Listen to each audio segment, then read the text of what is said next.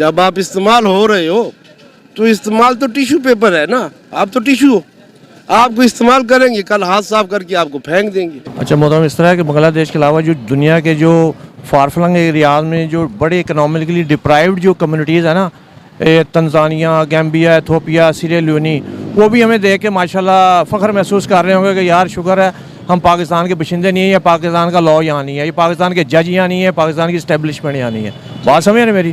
हमारी कौन सी चीज़ ठीक है? पानी हमारा जो नलके में हम पानी पीने का लेते हैं वो हमारा ठीक नहीं है, दूध हमारा ठीक नहीं है, गोश्त हमारा डाउटफुल है, सब्जी हमारी जनाबली वो जहाँ पे इंडस्ट्रियल वेस्ट होता है वहाँ से आती है। ठीक है। हवा में पोल्यूशन, तो कोरोना तो डेंगू और मलेरिया दोनों का किबला दुरुस्त कर दे एक जज और जर्नैल, अल्लाह फैसला।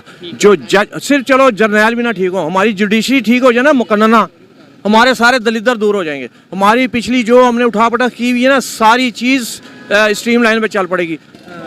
तो तराना तो हम लिख देंगे जी, हमको दुश्मन के बच्चों को पढ़ाना है, हमको फलाने के बच्चों को पढ़ाना है, हमको इसके बच्चों, अपने बच्चों को तो पढ़ा लो यार, फिर दुश्मन के बच्चों को भी देख लेंगे। जब हम अपने ही नहीं पढ़ा सक रहे तो हम दुश्मन के बच्चों को क्या पढ़ाएंगे यार। फ्यूचर क्या देख रहे हैं 5 साल तक? बेकार देख रहा हूँ, ब्लैंड देख रहा हूँ, अंधेरा देख। उसका जिम्मेदार India is not to blame for, मतलब आप लोग इस चीज़ से निकलें। आपके अपने मामला ठीक नहीं थे। मैं तो अभी बाजवा साहब की तकरीर का आखिरी बताया ना आपको, एक थोड़ा सा हवाला कि वो कह रहा है 99,000 फौजी नहीं थे, 34,000 हमारे फौजी। और शर्म करो, तुम्हारे इतने बड़े मुल्क के लिए सिर्फ 34,000 फौजी डिप्लॉय किए हुए थे। अवामी लीग थे ना, वो 70 का इलेक्शन नहीं जीती थी, वो तबका तो 1958 के इलेक्शन में भी जीता हुआ था। उसको उस वक्त से आपने महरूम किए रखा। ये तो एंड चैप्टर आप पढ़ते हैं, चूरन पढ़ते हैं जी, 70 का इलेक्शन, या भुट्टो की गद्दारी कहाँ से आ गई? पाकिस्तान की इस टाइम जो मौजूदा कंडीशन है, इकोनॉमिकल कंडीशन हो या फिर पॉलिटिकल कंडीशन हो, इसे देखकर बांग्लादेश के लोग क्या सोचते होंगे, ये मैं पूछूंगा पाकिस्तान की पब्लिक से। और साथ ही साथ ये भी पूछूंगा कि 1971 में जो बांग्लादेश ने डिसीजन लिया था, क्या वो ठीक था या गलत था? क्या आज भी पाकिस्तान के लोग यही सोचते हैं कि 1971 में जो हुआ उसके पीछे इंडिया की साजिश थी, या फिर सोच बदली है? अच्छा मोहतरम, इस तरह है कि बांग्लादेश के अलावा जो दुनिया के जो फारफलंग एरियाज में जो बड़े इकनॉमिकली डिप्राइव्ड जो कम्युनिटीज़ है ना, Tanzania, Gambia, Ethiopia, Syria Leone, वो भी हमें देख के माशाल्लाह फ़ख्र महसूस कर रहे होंगे कि यार शुक्र है हम पाकिस्तान के बशिंदे नहीं है, या पाकिस्तान का लॉ यहाँ नहीं है, ये पाकिस्तान के जज यहाँ नहीं है, पाकिस्तान की इस्टेब्लिशमेंट यहाँ नहीं है। बात समझ रहे मेरी? हमारी कौन सी चीज़ ठीक है? पानी हमारा जो नलके में हम पानी पीने का लेते हैं वो हमारा ठीक नहीं है, दूध हमारा ठीक नहीं है, गोश्त हमारा डाउटफुल है, सब्जी हमारी जनाबली वो जहाँ पे इंडस्ट्रियल वेस्ट होता है वहाँ से आती है। ठीक है। हवा में पोल्यूशन, तो कोरोना तो डेंगू और मलेरिया तो वैसे ही चीजों की तरफ तो हम आते ही नहीं ना, ये तो हम इशू रखते ही नहीं कभी मीडिया पे। हम तो इशू ये रखते हैं उसकी साजिश, अमेरिका की साजिश, वहाँ की साजिश, ये इशूज इसीलिए तो आपसे डिस्कस कर रहे हैं, एजुकेटेड है आप, कि क्या वजह है। 1971 में हम जब बांग्लादेश लैदा हुआ तो हम तो ये कहते थे कि वो 2 साल नहीं चल पाएंगे, 3 साल नहीं चल पाएंगे, वो तो उनका टका है, 2% के लोग हैं। आज वो 2% के लोग किधर चले गए? एक चीज़ ध्यान में रखें, किसी भी कम्युनिटी में, किसी भी सिस्टम में, किसी भी जगह पे रूल ऑफ लॉ जो है ना, वो एक असास होती है, बुनियाद होती है, रूह होती है मुआशरे की। जंगल में और इंसानी कम्युनिटी में यही फ़र्क है कि यहाँ पे एक रूल ऑफ लॉ होता है। 1971 की अगर बात करें तो अगर बांग्लादेश हमारे साथ होता, आज हम भी तेज़ी से ग्रो कर रहे होते, मतलब आबादी ज़्यादा होती, यूनाइटेड होते, तो या फिर बांग्लादेश भी हमारे साथ रहकर नीचे ही आ जाता? बांग्लादेश का भी बड़ा गर्क होना था, सीधी सी बात है। ठीक है। उन्होंने 1971 में ठीक किया? नहीं, उन्होंने 1971 हमने उनको मजबूर किया कि वो ये इसको कहते हैं ना, हॉब्सन्स चॉइस, एक वर्ड होता है, इडियम है, फ्रेज है, हॉब्सन्स चॉइस, उनको हॉब्सन्स चॉइस पे लेके चले गए कि उनके अलावा उसके अलावा रास्ता ही कोई नहीं। हैसुल कौम हमें 2 रकात नमाज़ नफिल सलाते हाजत पढ़ के ये दुआ करनी चाहिए, हमारा या अल्लाह 2 जीम है, 2 जीम, दोनों का किबला दुरुस्त कर दे एक जज और जर्नैल, अल्लाह फैसला।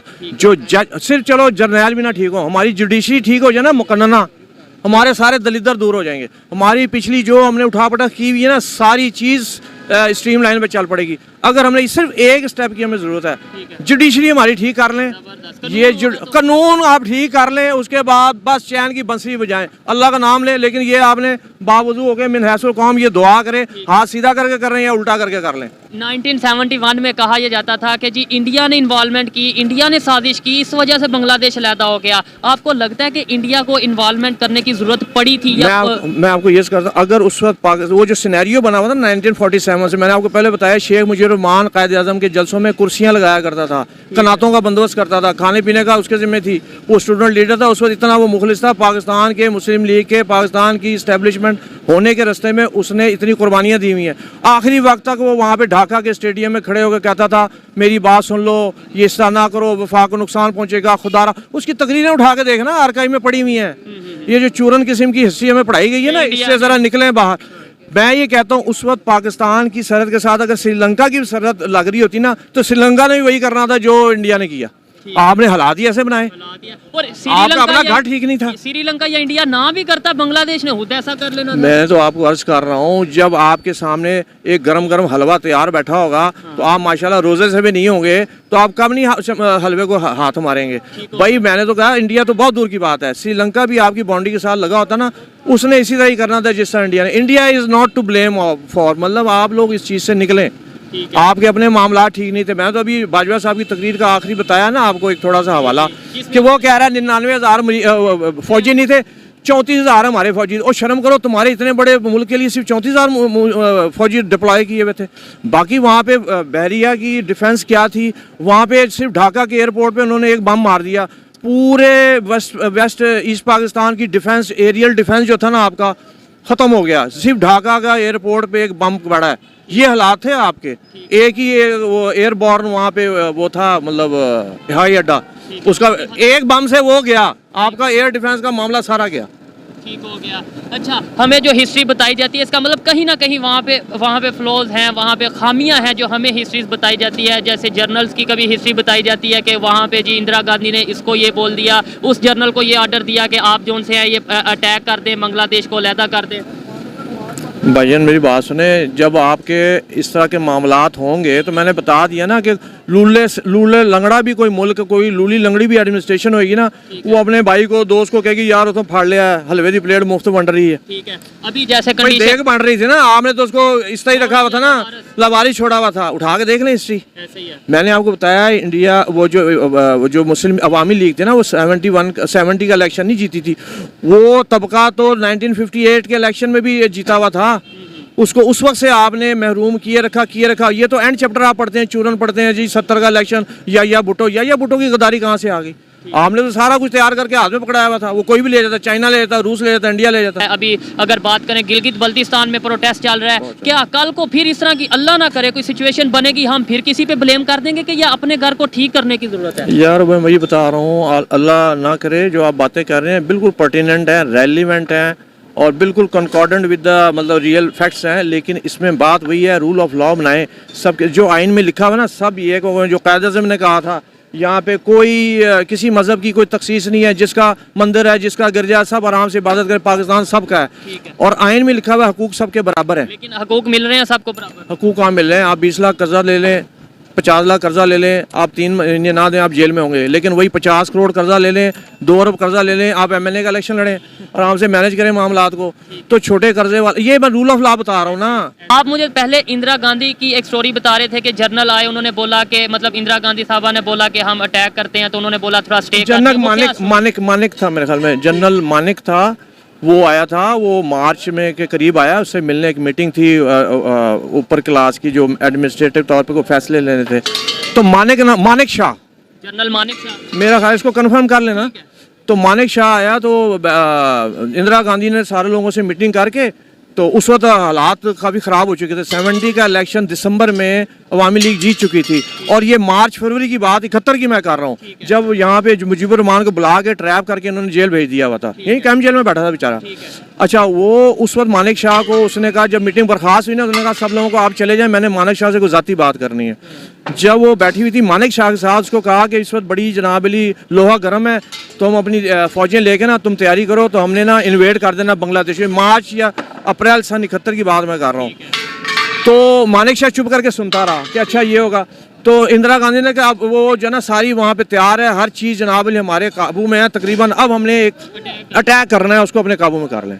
मानिक शाह ने उसको कहा था कि मोहतरमा थोड़ा सा ठहर जाएं, ये बारिशों का मौसम है, हर साल ईस्ट पाकिस्तान में सैलाब आता है, तो लोग वहाँ जो रहने वाले हैं उनके लिए ज़िंदगी जीवन रहती है। हम अगर लेके ढाका तक, किश्तिया तक, चिटागांग तक, वो क्या कहते हैं, वो जो उनके वो खुलना था, और ये राजा कॉक्सेस बाजार वगैरह, अगर हम वहाँ तक अप्रोच करके हमारी सप्लाई लाइन कट जाएगी। तो आप 3-4 महीने सब्र कर लें, बारिशों को आके सैलाब को उतर लेने थे।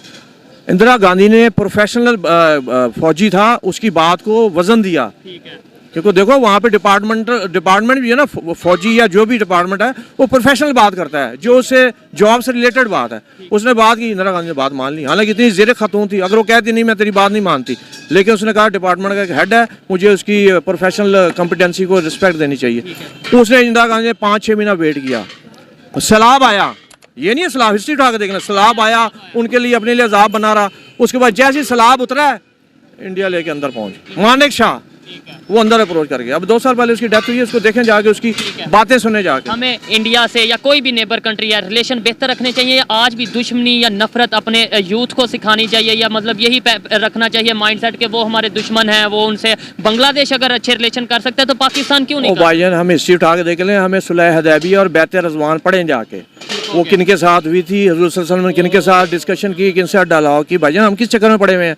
इंडिया पाकिस्तान ये सारे चूरन तो दुनिया में चलते ही रहते हैं, वो वहाँ से चला हुआ है सिलसिला आपको एजुकेट करने का, नहीं बताया जाता। वहाँ पढ़े हिस्ट्री जाके, मुसलमानों की क्या हिस्ट्री है। सर मैं तो हिस्ट्री पढ़ लूंगा, लेकिन हमारी यूथ को मतलब स्कूल में, कॉलेजेस में ये क्यों नहीं बताया जाता? अभी तक नफरत ही क्यों बांटी जा रही है? वो चूरन है ना, अगले बेचन। मैंने बताया जो हिस्ट्री सामने आपके नजर आ रही है, उसकी बिहाइंड द लाइंस प्रूव करें।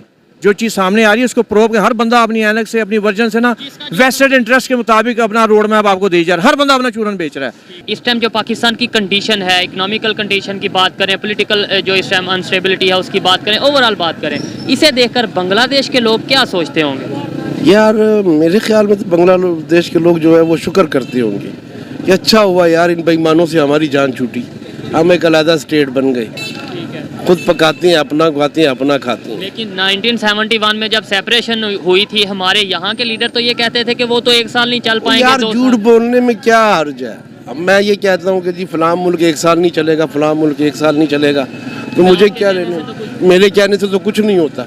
अल्लाह चला रहा है, वो चल रही है, हमसे अच्छे चल रही हैं, हमसे अच्छे चल रहे हैं। ऐसी उनकी कौन सी पॉलिसीज हैं जिनकी वजह से वो अच्छे चल रहे हैं? यार वहाँ पर उनके जो रहनुमा हैं, उनके जो लीडर्स हैं, वो कुछ मुखलिस हैं पाकिस्तान की निस्बत, हमारे इस मुल्क एज कम्पेयर टू पाकिस्तान, अगर उनको आप कंपेयर करते हैं। ये जो मजाक बनते जा रहे हैं, हम पूरी दुनिया में एक तमाशा बने हुए हैं, कैसे हम ये अपना रहेगा जब तक आप लोग अपने लीडरान तब्दील नहीं करेंगे।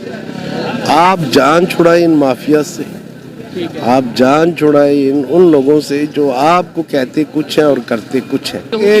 एक अंधे को मैं कहूँ ना यार ये सुर्ख रंग है, तो अंधा कहेगा यार ये सुर्ख रंग किस तरह का होता है। आप सब कुछ अपनी आंखों से देख रहे हो, फिर भी आपको जगाने की जरूरत है, अभी भी जरूरत है जगाने की। यार अफसोस। एक सवाल ये है कि बांग्लादेश पाकिस्तान के साथ था, वो जब अलहदा हुआ, आज उनके रिलेशन इंडिया के साथ बेहतर है, बहुत बेहतर है, ठीक है, वो भी तो इंडिया से अलहदा, यानी हमारे साथ ही उन्होंने रिलेशन बेहतर कर लिए, हम क्यों नहीं कर पा रहे? आज भी हमें यही क्यों बताया जाता है वो हमारा दुश्मन, वो ये घड्डी है ना जो फेंकी हुई है, ये अंग्रेज तो चला गया लेकिन जाते जाते एक हड्डी फेंक कर गया वो यहाँ पर। ठीक है सर, मैं यही तो देखे ना, इंडिया और पाकिस्तान की क्लैश चलेगी जी, मसला बीच में कश्मीर रहेगा। हड्डी बांग्लादेश में नहीं फेंकी, वो नहीं, हड्डी बांग्लादेश ने नहीं ली, वो समझदार थे, उन लोगों ने पाकिस्तान का अंजाम देख लिया था, इसलिए उन लोगों ने फैसले किए कि हम वही करेंगे जो हमारा दिल करेगा, हम वो नहीं करेंगे जो अमेरिका का दिल करेगा या इंडिया का दिल करेगा या और किसी ऐसे मुल्क का दिल करेगा जिसके हम गुलाम हैं।